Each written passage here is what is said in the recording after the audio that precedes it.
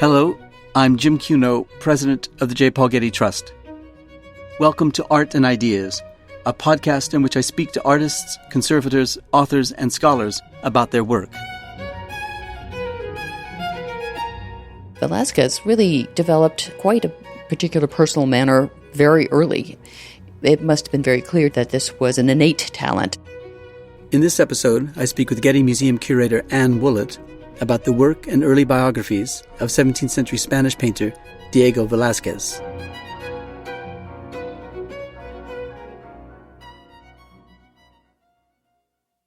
Velázquez was the greatest Spanish painter of the 17th century. Of all the paintings in the Prado, Spain's principal national art museum, Velázquez's Las Meninas is the most memorable of his paintings, unless you prefer his Triumph of Bacchus, or his Apollo at the Forge of Vulcan, or the Surrender of Breda, or the Spinners, or even the strange and wonderful Mars, God of War. Then if you're in the National Gallery London, you might think Velázquez's Rokeby Venus to be his greatest painting, or if in the National Galleries of Scotland, his An Old Woman Cooking Eggs, or if in Apsley House, London, his Water Cellar of Seville, or if in the United States, the Metropolitan Museum's Juan de Pareja, the powerful image of a grand and confident black man, the enslaved assistant to Velázquez, whom the painter released from bondage 4 years later. Such is the quality of Velázquez's paintings that no one can agree on which is the most important. In this episode, I'll be discussing Velázquez's life and work with Getty Curator of Paintings Anne Woollett. The occasion is the recent publication by the Getty of the Lives of Velázquez, as written by Francisco Pacheco in 1649 and Antonio Palomino in 1724. These two early biographical accounts form the basis of our understanding of Velázquez's life and are published here together for the first time. And thank you very much for joining me on this podcast. It's a pleasure. Now, we last spoke about a similar Getty publication of the three lives of Rembrandt, with Velázquez and Rubens and perhaps Poussin, the greatest painter of the 17th century. Which of the two painters do you think, Rembrandt and Velázquez, was the most important in his day and is so now? Well, Jim, this is a fascinating question, and I think we must consider their individual contexts. I imagine that Velázquez, who achieved fame and the warm patronage of his sovereign, Philip IV of Spain, was the preeminent painter of his day in Spain. Rembrandt, of course, marvelous painter, widely regarded, certainly by mid-career, very well received in the Netherlands, but perhaps not quite as eminent, did not have the noble status or the association with the court that Velázquez did. Would they have known of each other at this time? I think it's possible that Velázquez may have known Rembrandt through his prints. Velázquez was extremely interested in other painters of his own time and preceding generations, so I can imagine that he would have been aware of Rembrandt, but perhaps not have known any of his works firsthand. Pacheco's Life of the Artist was published as part of his treatise on the art of painting, which appeared in 1649, 5 years after Pacheco died and 11 years before Velázquez died. It wasn't the first such Spanish treatise, I gather. The court artist Vicente Carducho published his Dialogues on Painting in 1633. What was the court culture like that these two men would be involved in it and be writing lives of the artist, and how international was it? Well, the court in Spain is a remarkable institution at this moment. It's politically not having a very easy time at the beginning of the 17th century. It's losing control over its holdings in the New World somewhat. It's fighting various skirmishes to settle the sovereignty between the North and South Netherlands. There are quite severe counter-reformation and political events going on in Spain. But at the court, in terms of a cultural center, there's an incredibly vivid, lively atmosphere because of the interests of Philip IV, who becomes king in 1621 at the age of 16. And he is the heir to a Habsburg legacy of collecting that means he's surrounded and has been since birth, essentially, by an extraordinary collection of works of art, tapestries, and remarkable paintings, Italian paintings of the Renaissance, Flemish paintings by Rubens and his contemporaries. And there's a great love of poetry and theater. So in Madrid, there is a real center for learning and for the visual arts. So for artists who are in Spain and making their careers, this is a natural center to gravitate to. But there's also a very strong sense of humanist learning in Spain. And so Velázquez's teacher and first biographer, Pacheco, is a remarkably learned man. And it's at his studio in Seville that Velázquez is introduced to a great range of theoretical texts, the associated arts, philosophy and mathematics and geometry and things. All of these are important components to painting. But, Pacheco is perceived already by the time he's writing as a great intellect, as someone who is an important theoretician. So he undertakes a treatise to, in a sense, promote the nobility of the art of painting. He wants to take what is in Spain at that time really perceived as a manual art, if you will, really a craft, wants to follow the route that's already been taken by theoreticians in Italy in particular, and associate painting with poetry, with the mind. And so in his treatise, he focuses primarily on three painters, one of whom is Peter Paul Rubens, and then the third painter is his disciple Velázquez, who's already shown unbelievable promise and goes on to have an extraordinary career by the time that Pacheco dies, and then the treatise is published in 1649. Tell us about Velázquez's early life, that is, before he comes to the court. So Velázquez's career begins in Seville. This is a very large city, a very wealthy city, a city that has benefited from the connections with Spain's trade with the New World, particularly silver from Mexico and from Peru. So it's a diverse place. It's an active artistic center. And Velázquez apparently starts with another master, in fact, Herrera, who has a drier style, shall we say, a very restricted, constrained style that really is in keeping with the most orthodox views of Catholicism and its relationship to the visual arts, so doctrinal style. But this master seems to have a difficult personality, and Velázquez moves to the more amenable and the presumably much warmer and more exciting atelier of Pacheco. How does one, at a young age, leave the hometown and make his way to the capital city and then make his way into the atelier of an important artist?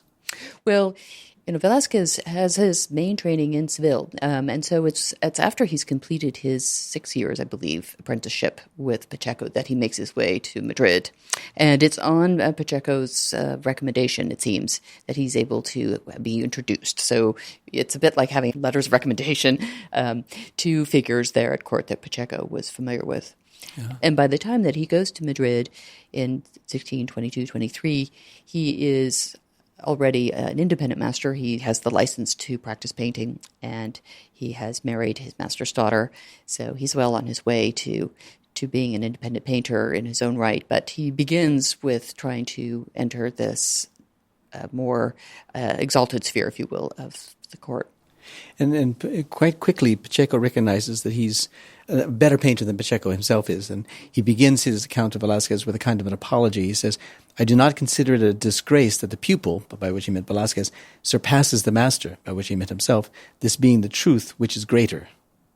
What was it like, I wonder, for him to see this young rising star eclipse him as he makes his way through the court process? It must have been very thrilling in a sense that Pacheco genuinely appears to have been not just an admirer of Velázquez's talent, but close to him as a person. So in a sense, Velázquez is representing all that Pacheco embodied, his learning and his belief in the proper foundations of artistic training, which were, of course, to be observant, to represent life, but also to have been diligent in studying the work of previous artists and the work of antiquity. So he felt that he had given his student a remarkable basis for his success, and then to have that manifest itself would have been immensely gratifying. And he enjoyed moderate success as a painter, but his student, Velázquez, really developed quite a particular personal manner very early, and this basis of observing life around him and painting what one sees, this remarkable sense of reality, was something that he seems to have devised himself. His early art is not particularly influenced by Pacheco's manner in any way. Mm-hmm. So this is very fascinating, and it must have been very clear to Pacheco and to others around him that this was an innate talent, someone who was so rare that essentially begins to paint in an entirely new manner, although one, of course, it's related to things that Velázquez had been exposed to, but nonetheless represented a really specific and remarkable way of painting. Yeah. But what is it like when you come to the court? Are you just painting away and giving a kind of license to mature as a young painter, and then you maybe be giving a certain assignment and you're sort of tested by that assignment to see if you can then take on the next assignment, which might be a better assignment? And how many other artists like him would there have been in the court?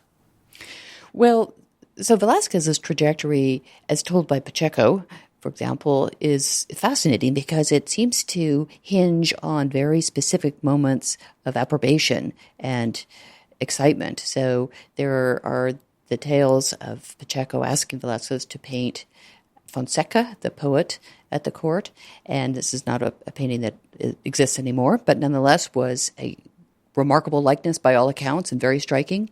And then it led to another portrait, in fact, that was shown more widely to members of the court, allegedly also to the king and queen, who then immediately said, apparently, we want this artist to work for us, and we want him to paint our children. And that was a step that was going to be a bit further down the road. It was more appropriate for Velázquez to start with the king himself, and this follows shortly thereafter. So, at least as told in these sources, it's a very short, direct trajectory to the top for Velázquez once he is able to demonstrate this extraordinary presence and psychological insight that he brings to his portraiture.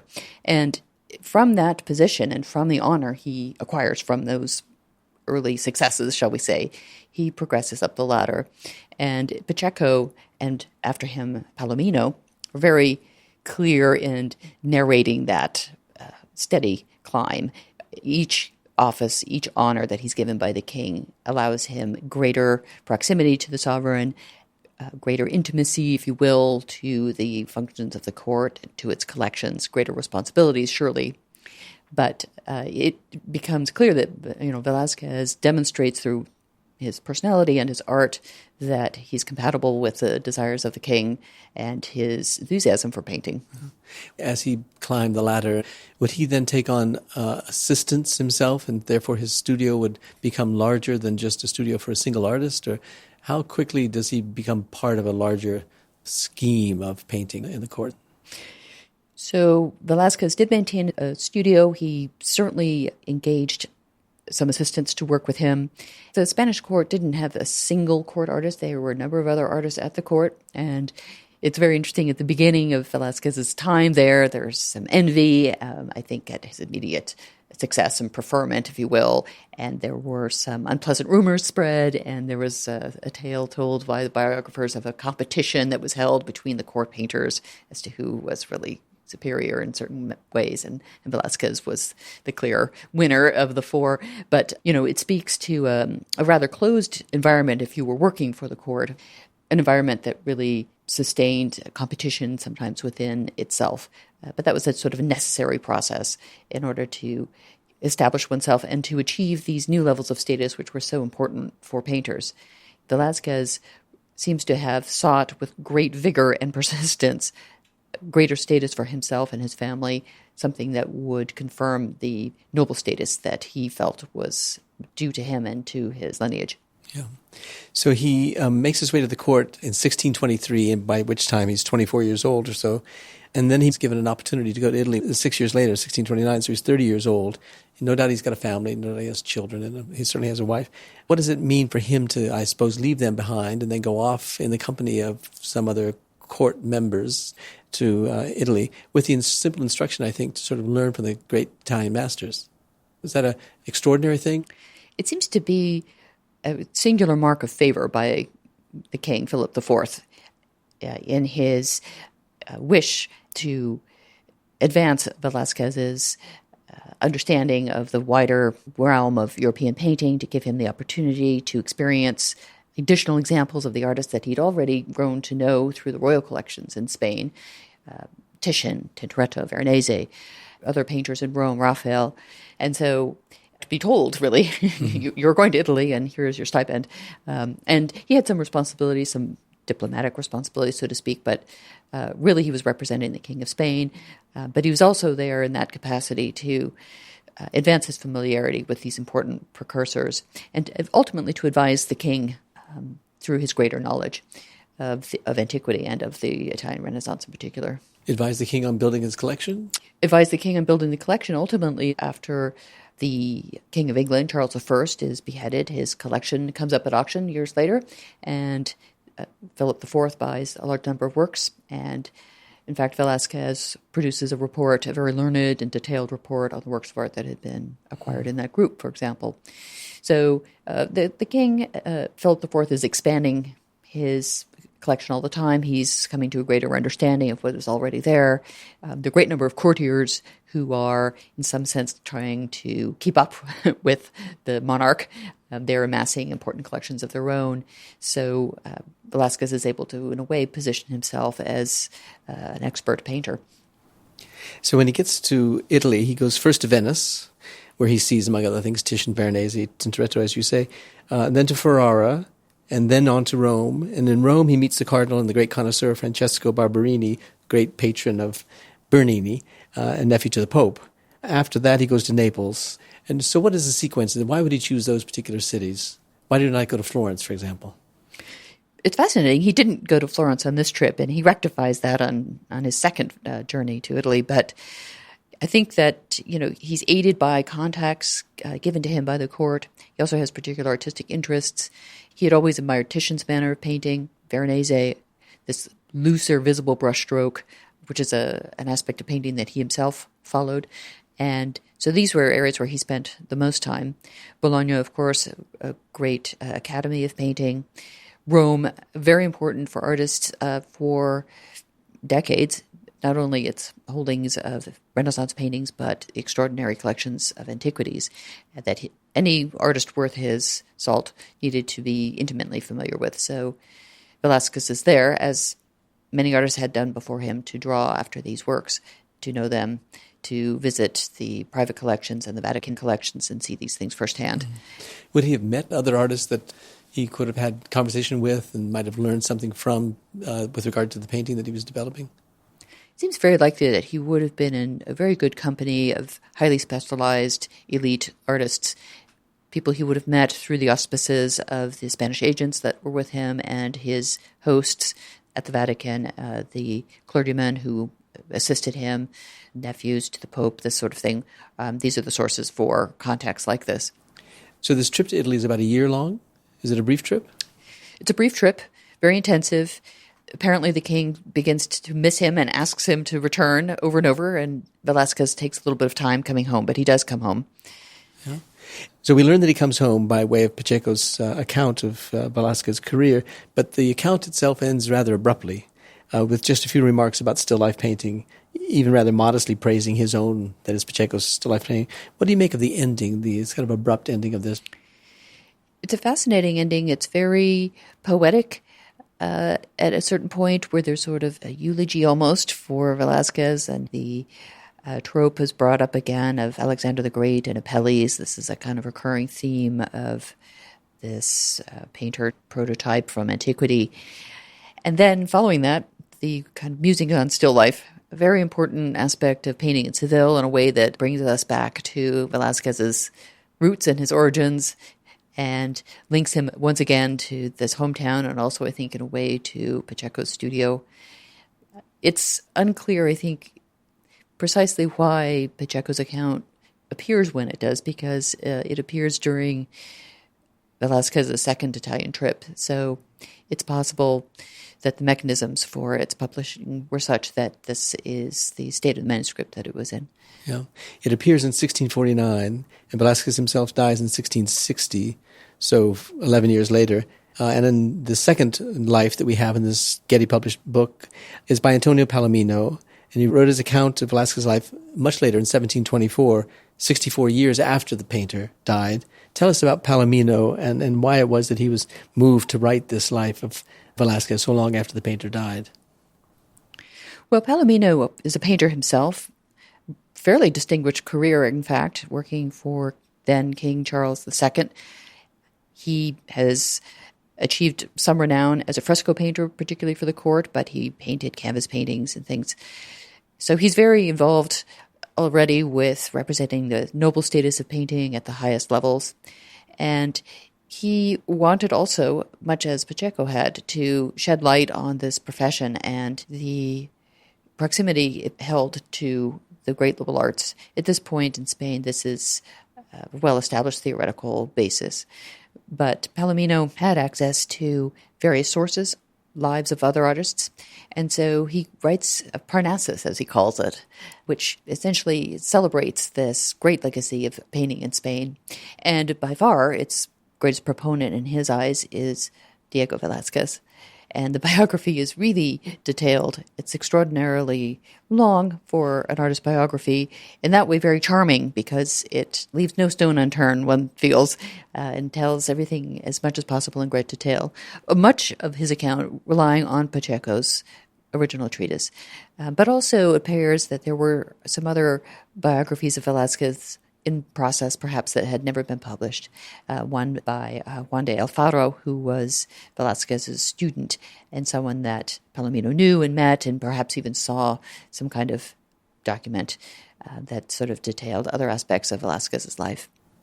Yeah, Palomino talks about Velázquez and sort of compares it to earlier masters with whom Velázquez was quite impressed, Raphael, for example, and he quotes Velázquez saying that Velázquez himself preferred to be first in that sort of coarseness than second in delicacy. This was a reference to Velázquez's coarse subject matter, his paintings of rustic subjects, which he was described as having painted with great bravado and unusual lighting and color. And then Palomino compares him to Caravaggio. Was that a common comparison at the time? Well, yes, because, Velázquez represented this big shift, essentially, in his emphasis on subjects taken from life, painted with great immediacy, and also this incredible command of light, which is very direct and merciless, if you will, on certain objects, and more subtle, sometimes over the features of his figures. This was seen to be a parallel to Caravaggio, though not necessarily really, we would say today, direct influence of Caravaggio. Caravaggio's works would maybe have been known to Velázquez through versions and things that were in Spain, and then once, of course, he was in Italy, he would have seen paintings there. But by that time, he was a developed and advanced artist. But for biographers, that's a high compliment. It represented not only an ability to portray the world, but also a certain type of personality, a personality that steps outside the expected path, the doctrinal path. And that was not necessarily a good thing for some of Velázquez's critics earlier in his own lifetime. There is a Carduccio, I believe, is the theoretician and painter who during Velázquez's lifetime was very critical and thought that Caravaggio represented a sort of unchristian artist and it was a very coarse figure. And so by comparing Velázquez to him, that was meant as a great criticism. But decades later, for painters, that mastery of light, of emotion, of immediacy that Caravaggio represented could be pointed to in Velázquez's work. And probably it was characteristic of the taste of the court, or at least of the king. I mean, the king wouldn't have encouraged Velázquez to paint pictures he wasn't pleased with. So is there a kind of court taste that one can identify as this kind of a Velázquez taste or even a neo-Caravaggio-esque taste? The taste at the court, which is represented in their patronage of Velázquez, really was a tremendous appreciation for the technical facility that he exhibited in his paintings. This brushwork that's both descriptive but loose. It's an evocative type of brushwork that represented kind of an extension of taste that existed in the Habsburg house, if you will, for a long time, going back to their patronage of great artists like Titian. So continuity for the Habsburgs and for Philip IV was very important, even in artistic taste. Linking his ability to find an artist, the equivalent of Titian in his own time, would have been significant. And he was fortunate that Velázquez was there. He's able to generate a level of Spanish painting that transcended national boundaries in a way, that sort of linked it to a larger continuum. And the manner of painting that was increasingly broken brushwork, remarkable palette, vivid colors, and yet capturing both the presence and the personality of the sitters, which was so important in portraiture, of course, was something that really was central to the needs of the Habsburg court. Palomino gives us a lot of details about Velázquez's life as a court painter, including the portraits he painted, of course, of the king and his court, and what he was paid for those portraits. And he briefly described the visit to the court by the painter and diplomat Rubens, Peter Paul Rubens. What role did Rubens play in the Spanish court at the time, and would he have met Velázquez at that time? Peter Paul Rubens was the court painter to the Archdukes Albert and Isabel Clara Eugenia in the southern Netherlands, which was governed by Spain, at that point a part of Spanish territory, Habsburg territory. And he was one of the preeminent artists in Europe, known not only for his ingenuity as a painter, but also his intellect. And he was an extremely pious man. He had a tremendous standing in Europe and at the court in Brussels. And he sent as a diplomatic emissary to help bring peace in the war between England and Spain. And he returns to Spain. He makes a first visit in the early 1600s as a young artist. But once he's in the court at Brussels, he's sent again at the end of the second decade, 1627, 29. And he does meet Velázquez, and we know that this was a kind of a great meeting of the minds, if you will. I think they were delighted with each other's company. I mean, they were both very austere men in certain ways. They had a great deal of gravitas, but immense knowledge of their art and other related subjects. So they must have had many enjoyable conversations. And it appears that while Rubens is in Spain, he is painting a number of portraits for his patrons in the southern Netherlands, but he's painting them in Velázquez's studio. And together, they discussed their appreciation for artists in the collection. They explored monuments. They went to the monastery of El Escorial, which is north of Madrid. This is a spectacular, large monastery built by Philip II in the late 16th century, where many of the Spanish royal collections were. So they viewed paintings there together. There are stories of them riding in the landscape around El Escorial, which is a mountainous area. So it makes for a wonderful picture of these two great artists. Rubens a little bit older than Velázquez, but still, both working in the prime of their careers. Yeah. Do I remember this, that Rubens was encouraging Velázquez to go to Italy on the first trip to Italy? It does seem that Rubens's time in Madrid with Velázquez must have given additional impetus, perhaps, to his desire to travel to Italy. Now, Palomino tells us more about this trip than Pacheco did. He gives some great detail about it. He talks about Velázquez's love of Tintoretto, his visit to the Accademia, where he saw paintings by Titian, Veronese, Tintoretto, Giovanni Bellini, and where he made a copy of a painting by Tintoretto, which is now lost. Palomino writes similarly of Velázquez's visit to Rome, where he saw Raphael's stanza and Michelangelo's Sistine Ceiling, after which he made a number of drawings. How important is this kind of information for our understanding of Velázquez's development as an artist? It surely had a great impact on Velázquez to see these essential masterpieces that he had studied and heard about for so long, to spend time in the stanza at the Vatican and to see Raphael's work, to experience it firsthand, would have been profoundly important for him. Artistically, it offered these concrete examples of large decorations, these large fresco cycles and history scenes on a grand scale, these more sculptural forms of narrative. It also spoke to Velázquez's status. He was given apartments in the Vatican that were frescoed, we're told, by Palomino, by Federico Zuccaro, very important artist working in Rome, a theoretician himself.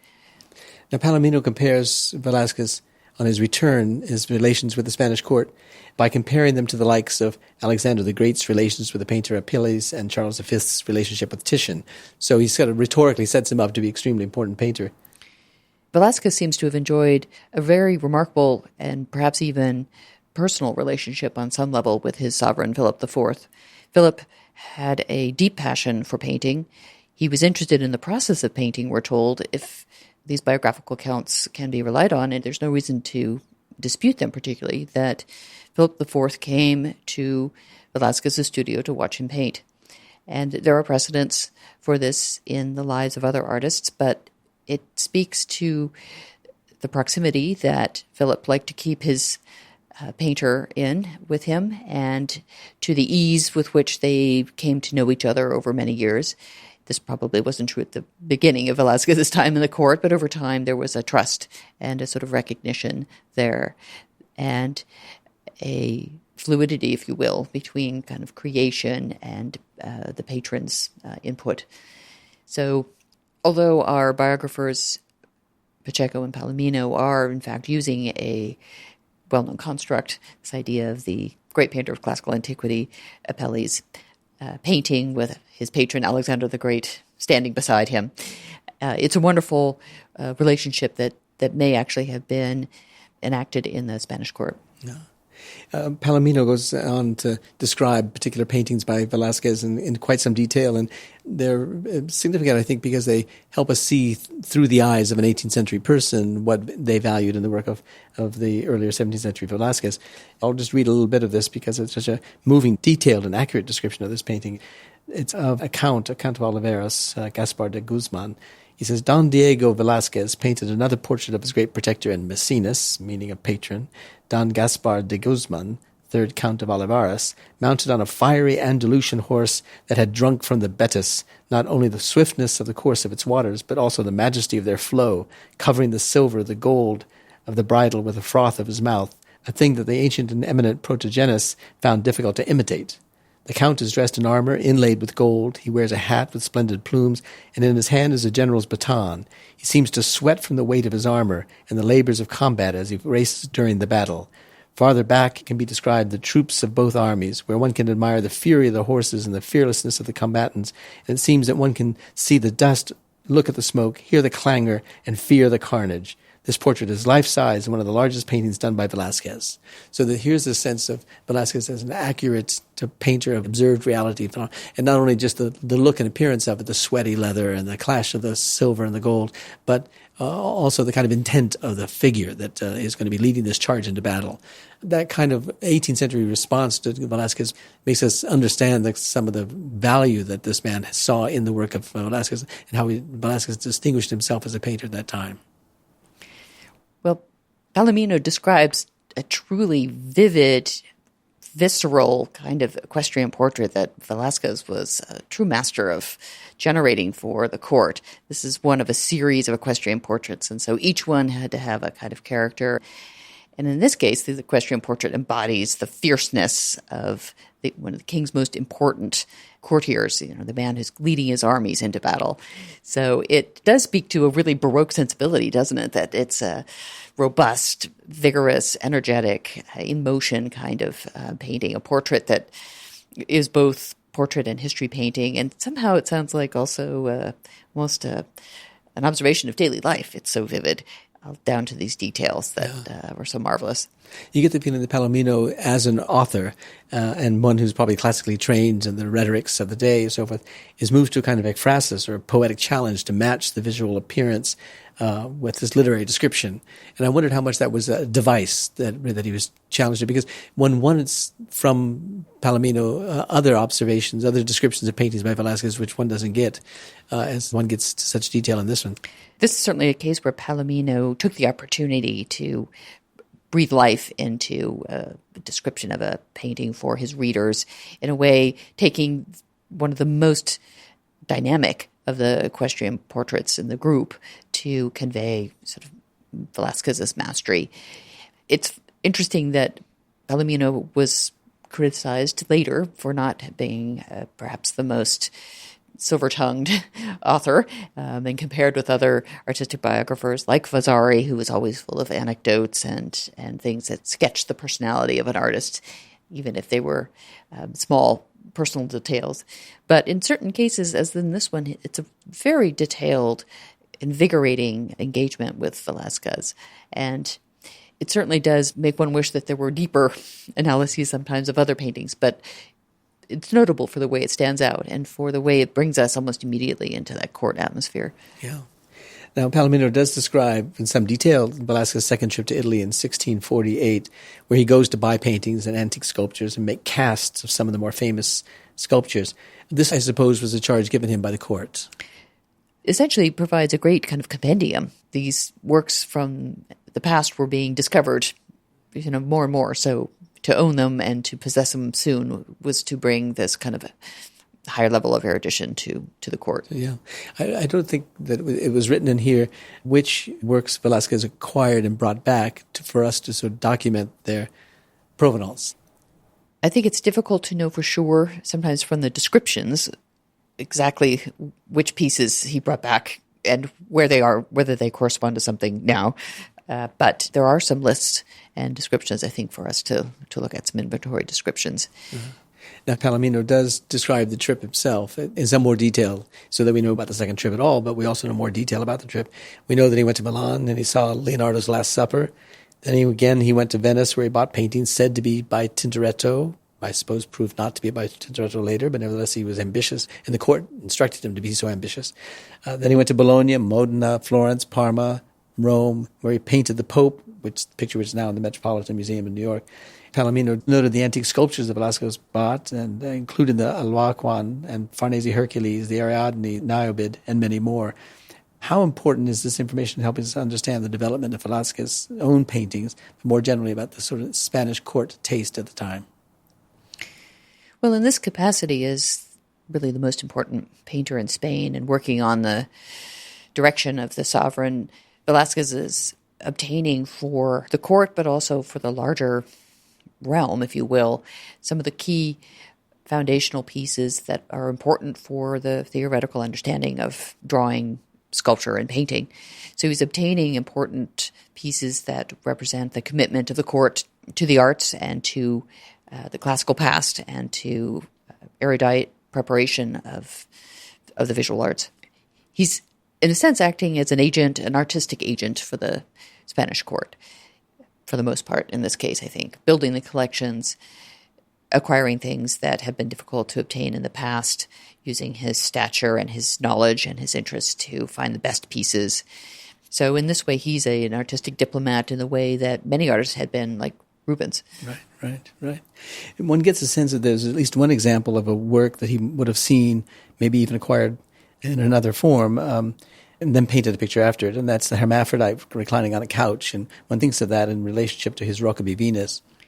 Well, the Rocca v Venus is such a complex work of art that relates to many things that Velázquez is interested in at the time, and the relationship to an antique sculpture that absolutely fascinated artists, who found it incredibly beautiful and intriguing, a figure that you see from the front and the back, and that is meaningful, for the fact that you can see both sides. And then to have Velázquez paint a painting where we, the viewer, have access to one side of this incredibly beautiful figure and are in some ways sort of denied the full view because the mirror that Cupid holds up just gives us a view of her beautiful face. So there was a real interest in the command of the figure in space, of course, but when Velázquez is painting Venus at her toilet, the Rocca v Venus, he has many ideas that he's bringing together. So he's, in fact, referring to the wonderful tradition of the nude as it existed in the collections of the monarchs, nudes painted by Rubens, by Titian, that were held by the king in many cases in a particular area of the palace that was amongst the most private rooms for the king to rest in after eating, for example. There was a really little complexity to painting nudes in Spain still.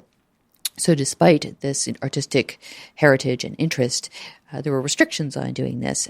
This is the only surviving female nude by Velázquez. There are references to others that he painted. But the fact that this survives, this spectacular, remarkable painting, really speaks volumes to his engagement with the significance of the subject. The relationship to the hermaphrodite is interesting in a sense, too, because apparently the Rocca v Venus was first owned not by Philip IV, but the Marqués del Carpio, his first minister, great collector, great Rubens aficionado, amongst other things. And the painting was in a gallery where it shared a wall with a 16th century Venetian painter, which shows a Venus from the front. So there was a viewing experience that was achieved by the Rocca v Venus being seen in combination with an earlier work of art. So the front and back views were achieved actually in the collection itself. In two paintings. Yeah. We after reading Palomino's account and description of paintings and knowing how accurate they were and how compelling they were, one wants, as one reads the text, to come across Las Meninas, because that's the great painting by Velázquez, and one thinks that this is going to be a time in which we can reap the rewards of Palomino's rhetorical style and descriptive capacity. So we get to this painting, and he writes about it. And the painting, of course, is one that shows the artist pausing in the act of painting the portrait of the Queen's maids of honor. And he identifies the figures in the painting. It includes the king and the queen. And as you said, the king is known to have stopped into the studio to see Velázquez's work. The king and the queen, who are visible in the mirror in the back of the room. And then we see Velázquez himself, who is shown having stepped back from the painting, looking at what he'd finished to that point. And he compares Velázquez's self-portrait to the work of the ancient Greek sculptor Phidias, who, in the words of Palomino, placed his portrait on the shield of a statue of the goddess Minerva that he had made, crafting it with such cunning that if it were removed from its place, the whole statue would come apart. Velázquez will endure from century to century. So this kind of, again, rhetorical linking of Velázquez back to ancient times, this kind of intelligence of the painter becoming manifest in the complexity of the painting itself, and this idea that now Velázquez will endure from century to century, this promotion of Velázquez at this time. Well, Palomino recognized, of course, the extraordinary achievement in this painting, and he chose to provide a very useful and close reading of the painting as a portrait, essentially a group portrait, and a dynamic portrait, one that speaks across space, which is an extremely fascinating artistic invention by Velázquez. So a very specific rendering of his studio, into which has entered the family, sort of infiltrated, if you will. And then also, despite that great honor, there is a little bit of ambiguity, because we do see the king and the queen reflected in a mirror at the back of the room. Where does that mean they are in relationship to us? Or are we them? That wouldn't be appropriate, and yet it seems we are there as well. So Palomino, in a sense, takes Las Meninas in a very direct way, in a celebration of Velázquez's ability to paint reality, so to speak, but it's an artistic reality, one that's highly intellectual, also very elevated, and represents his immense skill and his intellect as he was able to convey it in something as important as a royal portrait.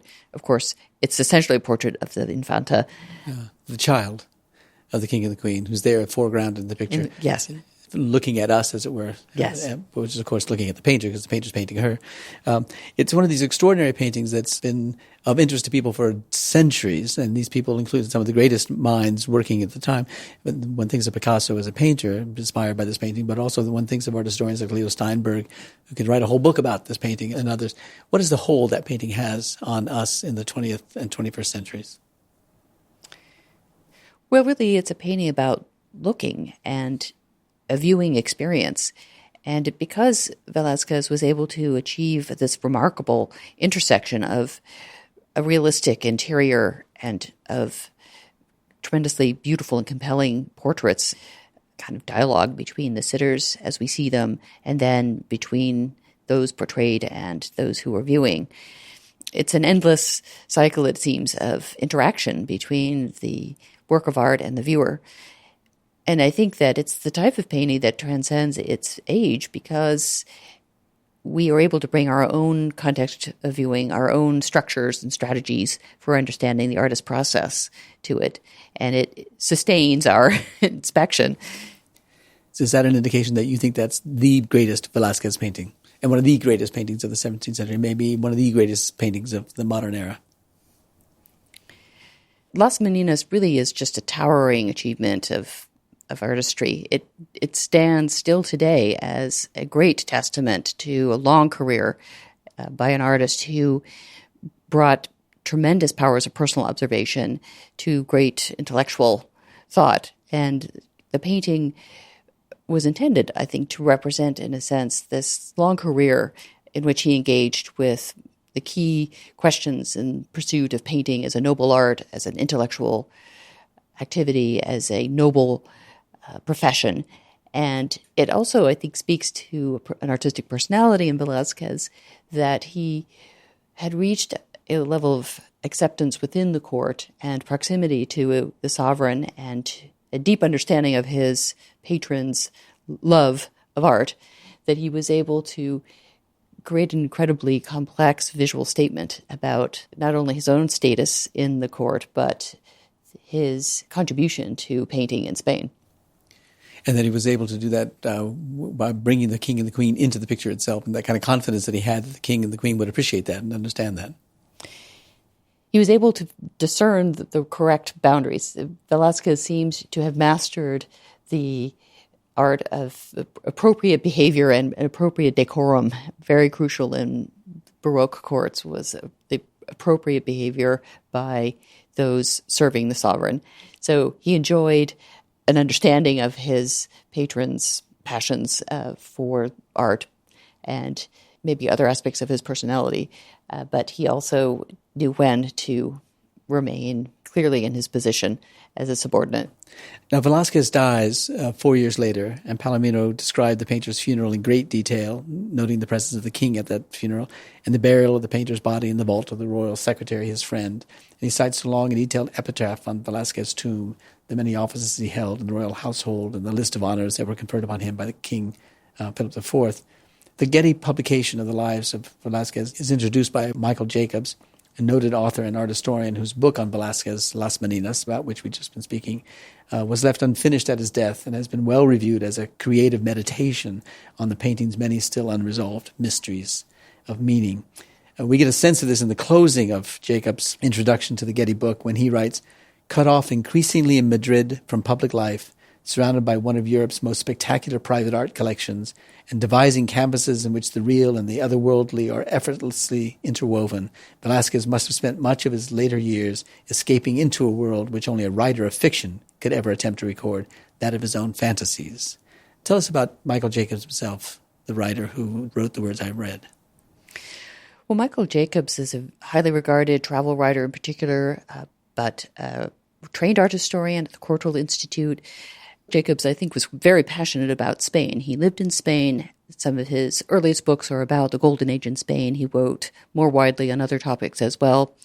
But he really returned frequently to the core values of Spanish life, of the life of artists such as Velázquez, which represented complexity and deserved a deeper reading. And Las Meninas, I think, was a topic for Jacobs that was enormously intriguing and spoke to his own area of interest. It's very tragic, in fact, that Jacobs's book on Las Meninas was left incomplete at his sudden and unexpected death. But it's published as a testimony to his deep thinking and his deep passion for Spain and for the golden age of Spanish art. And no doubt for the complexity of the painting Las Meninas. So we have this book with two texts, one of the 17th century, of the time of the life of the artist, and one then years later in the 18th century, and the introduction that we just talked about with Michael Jacobs. Tell us what's your sense of the book and its contribution to the literature on Velázquez. That is, how important is it to bring Pacheco and Palomino back into the picture? It's a wonderful capsule of the two most important biographies of this outstanding, preeminent artist. And, of course, it's very useful to have them together. Pacheco's shorter, pithier account next to a more detailed, longer account done the following century by Palomino. Both of these authors placing Velázquez in a pantheon. To read them side by side is a great pleasure. They both, I think, capture a sense of this remarkable painter and his career and his career achievements. But I think, as Jacobs rightly points out in his introduction, there is this insistent backbeat of the artist's search for status and for his biographers, in fact, to record his achievements in that realm as well. So there's a real sense that it's still important and it's something of a struggle for a painter, despite his extraordinary talent, to be recognized and permanently entered into the culture and status of nobility in Spain. Well, Anne, thank you very much for this podcast interview. You know, it's always great fun to talk to you about the pictures and books, so thank you very much. Thank you, Jim.